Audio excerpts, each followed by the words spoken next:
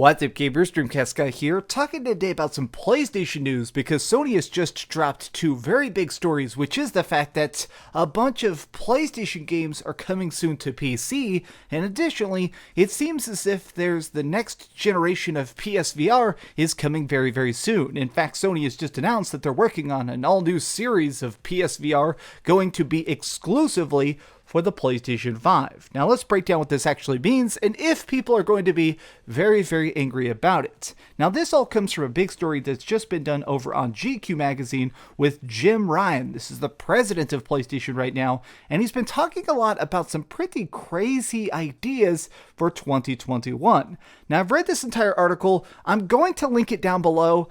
It has some really interesting stuff, but the big thing to me is that he doesn't talk a lot about games in this. It does kind of plan about the future, but he doesn't really mention things like God of War Ragnarok, not even mentioned in here. But instead, he does talk a little bit about Horizon Zero Dawn 2, so that game is definitely probably coming this year.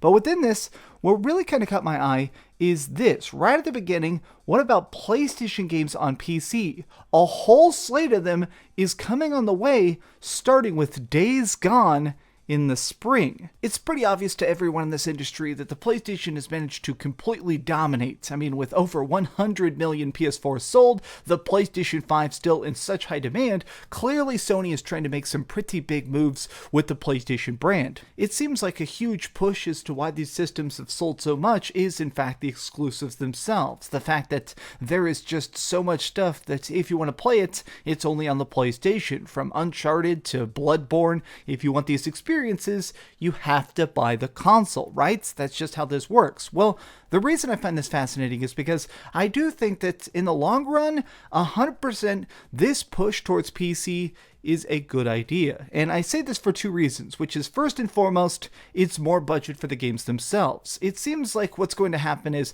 they're going to take things that have already been out for quite a few years and then sell them on the PC. Like specifically here, they mentioned Days Gone. Days Gone's been out for almost 2 years. So if there is this 2-year gap from the PlayStation to the PC, I think that this is going to give them a chance to basically make every single penny they can selling it on PS4 or PS5, and then after that, they can take all that funding, throw it on PC, sell it a bunch more, and make it so the studios themselves get paid. Like, the more I have a chance to talk to game developers, the more I have a chance to see these projects grow and flourish, the more I want to make sure that these budgets can be big. Like, if your first game sells 10 million copies, then Days Gone 2 or whatever is just going to be an even bigger hit. Now, the other side of this, I actually believe that this is going to sell more PlayStations in the long run. Now, I sound insane, but here's what I mean. If people are buying a bunch of the biggest and best PlayStation games over on PC 2 years later, I do think a lot of people are going to start to say, why don't I have a PlayStation 5? Like, a PlayStation 5 is $500. If somebody already has a huge gaming PC and they are loving these experiences, maybe eventually it will push them into checking out a console for the first time. I think that this is, in their own way, trying to be a gateway drug to draw PC-only gamers over to the dark side of consoles. Now, I find this interesting, but let's go to the other half of this, which is the fact that he's been talking about the fact that they're going to make a new PlayStation VR that already has dev kits out, and it sounds like it's going to be much more simplified. Like, one of the key things they see here is the easy single cord setup. Now, simultaneously, as they released this interview, they also did a big post over on the PlayStation blog talking about the next generation of VR is coming to PlayStation. Now, within this, it really kind of gives some details as to what's going to make this great. Currently, some of the most successful games on the PlayStation VR have been things like Astro Bot Rescue, Tetris Effect, Blood and Truth, Moss, Beat Saber, Resident Evil 7. All these games, I'm just going to say it, they're kind of bangers. Now, I say this as somebody who doesn't really enjoy VR that much. Virtual reality is one of those concepts that works so much better on paper for me. The idea of putting a headset on, completely covering my eyes, putting in my earbuds, and trying to be just flooded with a fictional world sometimes causes this disconnect, and I think that part of this comes down to mostly the visuals. The PSVR, as cool as it was, it certainly had some resolution problems. The visuals were a bit muddy at times, and it was very, very apparent, even while I was having good times in stuff like Beat Saber, I was very, very aware of the fact that I'm just a dorky nerd sitting alone with a headset on. But it sounds like they're going to try and fix that by making this a much better, high-fidelity experience, something that's going to make the visuals much more immersive. Now, I think that part of this is very cool, but really the thing that's kind of got me is the fact that it's the ease of use. My biggest complaint with the PlayStation VR is even when I was having fun with it, even when I was just super engaged to get back into a world, the setup was always annoying.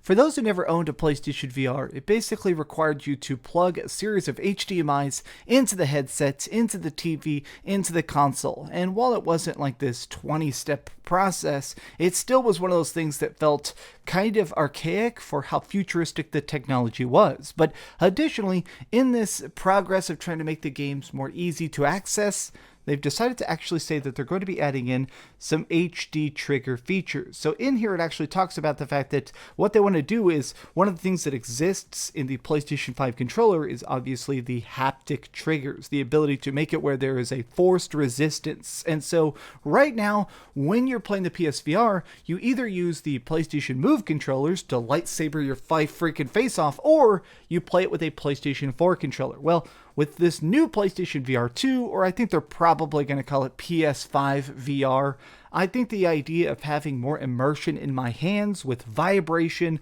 with my touchpad, with these haptic triggers, that is certainly going to increase the immersion of these experiences. But will it still be a success? I mean, we never got a bunch of raw sales data about the success of the PlayStation VR. I mean, clearly it's sold enough that they're making another one of them, but I'm going to be curious to see how much of a hit this turns out to be. The PlayStation community, especially the PSVR community, is surprisingly hardcore. I think it's one of those things where it's not that they've sold 10 million of the headsets, it's that the couple million people that have it are buying every single game, so it keeps things profitable. So I guess we're going to see what happens very, very soon. These are the first rumblings as to the PlayStation plans for 2021, but I do hope it heats up. I do hope that we start to see more stuff of the games, because in my opinion, all that matters when it comes to a console is those games. But what do you think? Have you had a chance to look at these news? Have you had a chance to go through that crazy GQ interview? Tell me your thoughts in the comments down below. If you enjoyed this video, please give it a thumbs up, share with your friends, and subscribe if you haven't already. But do me the biggest favor of all, and keep dreaming. You know, ever since that big Diablo news the other day, I've gone back and I've been playing Diablo 2. I forgot, as fun as Diablo 2 is, as happy as I am about that remake, oh boy, do those original graphics kinda suck. But I mean that as a compliment. They're fun bad. Thanks so much for watching that video. If you want to see something else, you can always click this link to see what I put up last, or, subscribe and see what's coming up next. Also, I promise that whatever I do, it'll try not to suck.